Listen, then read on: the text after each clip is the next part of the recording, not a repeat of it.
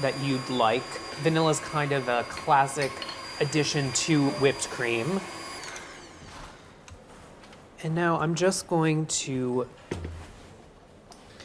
with a rubber spatula, fold the whipped cream together. But you can see I have nice stiff peaks here. this hasn't churned into butter. You want to make sure that you stop before the mixture looks clumpy and curdled, but is still nice and silken like this here. You can see it's nice and lofty and delicious.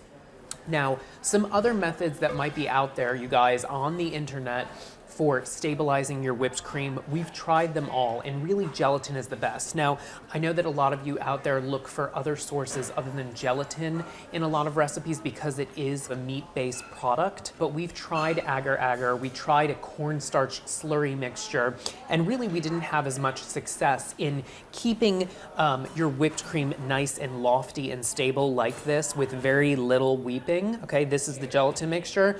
Most of the other options that we tried, whether it be confectioner sugar, a cornstarch slurry, or even the agar-agar, really deflated the whipped cream and it separated and started to weep. So unfortunately or fortunately, gelatin seems to be the best bet when it comes to stabilizing your whipped cream. Now, if you are a gelatin fan, I would encourage you to give this a try at home for your fillings, for your frostings, whatever it might be.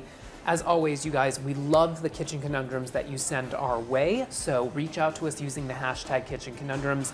And as always, guys, enjoy.